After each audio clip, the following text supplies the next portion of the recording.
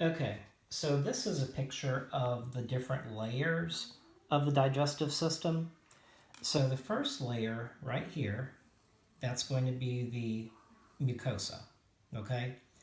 That's what does all the absorption and producing of different things, okay? Not everything, but a lot of things. This layer here is the submucosa. You can tell it's a submucosa because it has arteries and veins. Then this muscular layer is the muscularis, or the muscular layer. And then finally the outer layer is the serosa.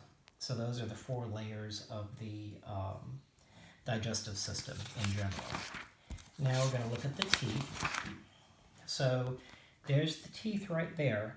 The first four, top four, and the first front four bottom teeth are the incisors.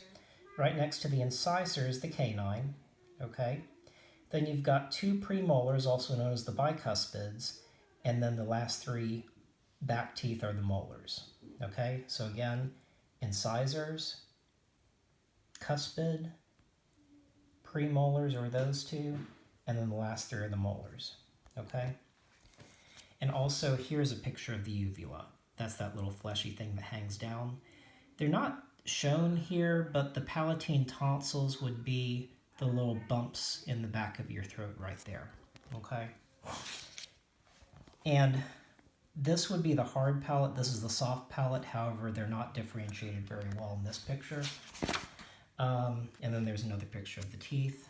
Again, remember going to this model, enamel is the white part of the teeth, the dentin is the middle part of the tooth. This is the pulp cavity. This canal right here is the root canal. These ligaments that hold the tooth in place are the periodontal ligaments. And then this layer right here, that thin gray layer, is called cementum, and that helps to cover the root of the tooth and helps to hold it in place as well. Okay? Here's a better picture of the salivary gland. So there's the parotid gland right there. So the sublingual gland, you can see, is right under the tongue. There's the tongue. So sublingual gland is always under the tongue. And the submandibular gland will be under the mandible. Okay? The mandible here is cut away, which is the jawbone. Okay? Also, and actually here's a nice side picture that kind of shows you. This is the hard palate right here. See how hard and bony it is? That would be the soft palate right there. Okay? Also, this is the liver. Let me go over the parts of the liver that you need to know. So there's four major lobes of the liver. That's the right lobe. It's humongous. That's the left lobe. It's pretty big too. Now I'm going to turn the liver over. Okay, now we're kind of looking at the underside of the liver. Okay, but this is the top. This is the top of the liver. This is the bottom of the liver.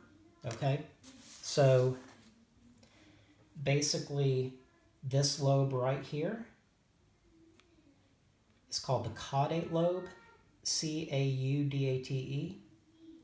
And this bottom lobe right here is called the quadrate lobe, Q-U-A-D-R-A-T-E. So those are some lobes of the liver. Of course, there's the gallbladder. It's got a cute little gallstone in there. There's a cystic duct. By the way, that's the superior vena cava, in case you're interested. I'm sorry, the inferior vena cava. Let me see if there's anything else that we haven't talked about. Well, actually, we'll just talk about the difference between the three pharynx: nasopharynx, oropharynx, and laryngopharynx is right there. Also, the palatine tonsils would be right here. So basically, there's a nasal cavity, and they would actually be in this area. Those would be, excuse me, these are the pharyngeal tonsils. I'm sorry. The pharyngeal tonsils would be right here. And the lingual tonsils are simply the large bumps on the back of the tongue. Okay? So if I point to the back of the tongue and say, what are those? Those are lingual tonsils.